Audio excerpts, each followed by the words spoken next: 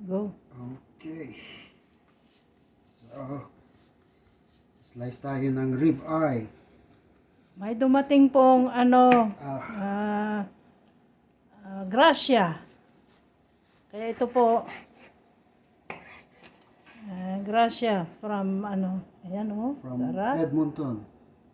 Right. Alberta beef. Yeah. Anong pangalan? Rib eye. Rib eye. Yan.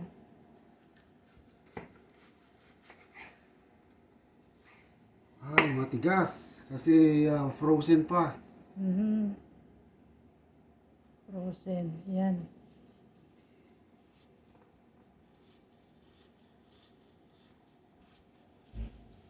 Yan ang masarap. Rib eye steak.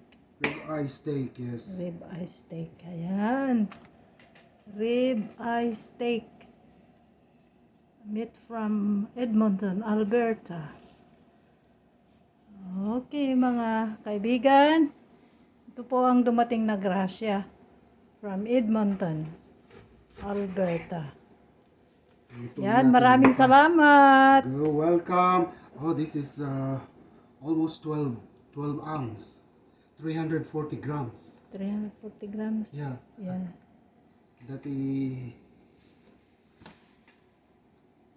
gamin ka nagdaktal mo ito eh. Yeah. Very fat kasi. Yun ang magpapasarap yung kanyang tabak. Diba?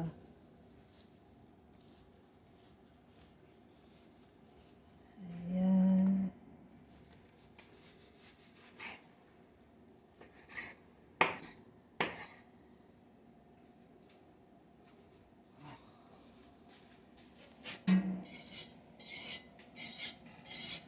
Ayan o. Rib eye steak.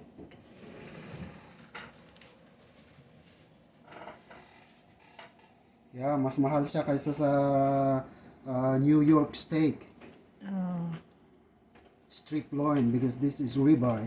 rib eye. Is this the most expensive or what? Oh no.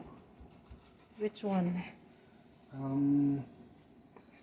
Yeah, it's more expensive than Than the New York steak. what about the T-bone? T-bone is because T-bone has combination Yeah.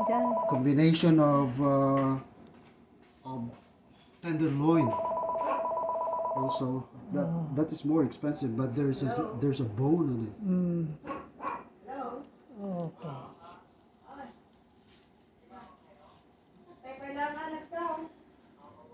Hindi pa last week ko naman.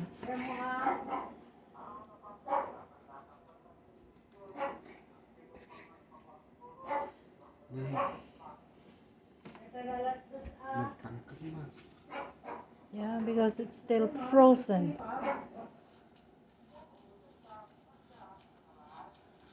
Okay, maraming salamat. Maraming salamat, Mel and Pauline and Babs. Maraming salamat sa grasya na pasalubong namin ninyo sa amin. Thank you. Thank you so much. Bye for now.